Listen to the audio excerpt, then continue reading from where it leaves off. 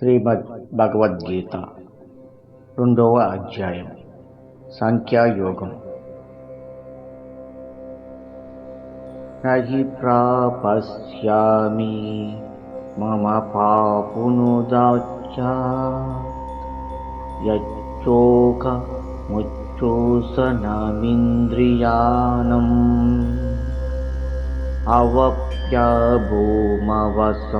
పత్రామృతం రాజ్యం సురానపై సాధిపాహ్యం.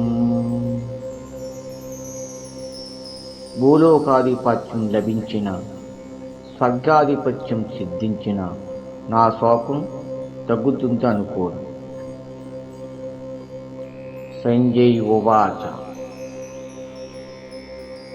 ఏవముక్త్వా ఋషికేశం గుడాకేశక పరం తపా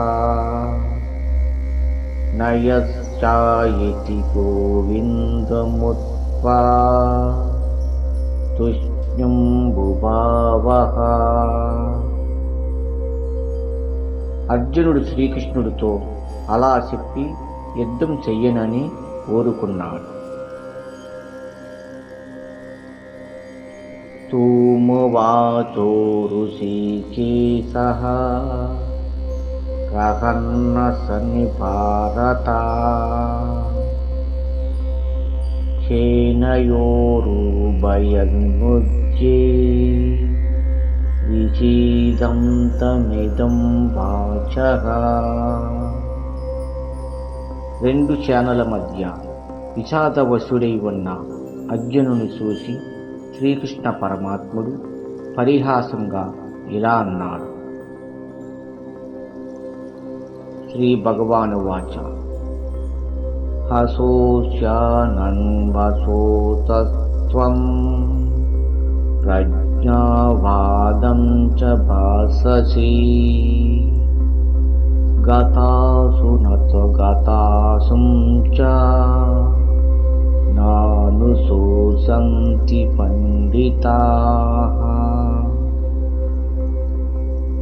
అర్జున, దుఃఖించిన అవసరం లేని వాళ్ళ కోసం దుఃఖిస్తున్నావు. పైగా మహావివేకిలాగా మాట్లాడుతున్నావు. చచ్చిపోయిన వాళ్ళ గురించి కానీ, బ్రతికి ఉన్న వాళ్ళ గురించి కానీ వివేకులు శోకింపరు. నత్వేవహం జాతునాస్వం నత్వం నేమే జనాధిపః నసైవ నాభవస్యామః సర్వే వయమతః పరం. నీవు, నేను, వీళ్ళంతా గతంలోనూ ఉన్నాము, భవిష్యత్తులో కూడా ఉంటాం. దేహినోస్మిన్ యదా దేహే కౌమారం యౌవనం జరా తదా దేహాంతర ప్రాప్తిః ధీరస్స న ముహ్యతే. జీవుడికి ఈ శరీరంలో కౌమారం, యవ్వనం, వార్ధక్యం వచ్చినట్లే మరణానంతరం మరో శరీరం వస్తుంది. ఇందుకు ధీరుడు దుఃఖించడు. మాత్రా స్వసుఖం తీయ శీతోష్ణ సుఖ దుఃఖదః ఆగమాపాయినో నిత్యః సంశిష్యస్వ భారత.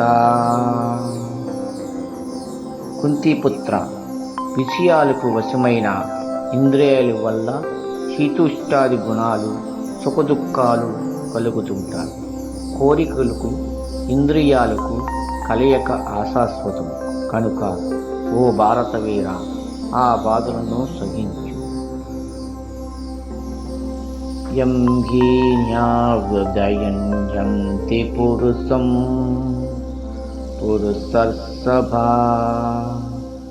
సమదుఃఖ సుఖం ధీరం సోమరత్వాయ కల్పతే.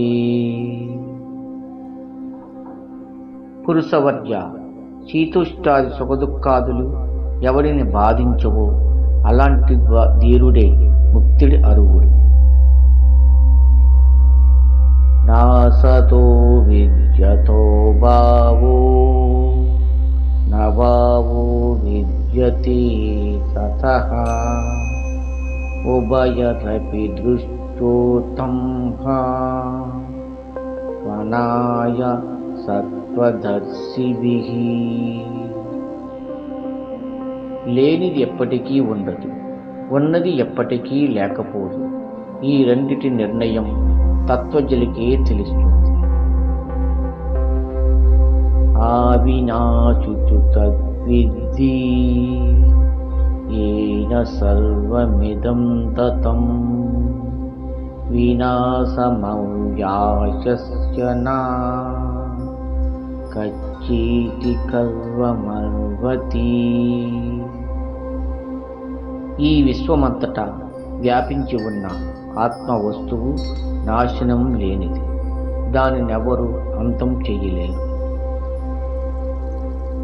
అంతవంతాయిమే దేహి నిత్యస్వత్తక శరీరనః ఆనిశీనో ప్రమాయస్య తస్వద్యుద్ధస్వభారత.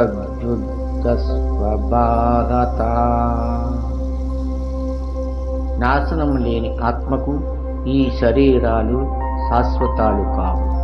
ఆత్మ ఒక్కటే నిత్యం. కనుక ఓ భారత వీర, యుద్ధం మొదలుపెట్టు.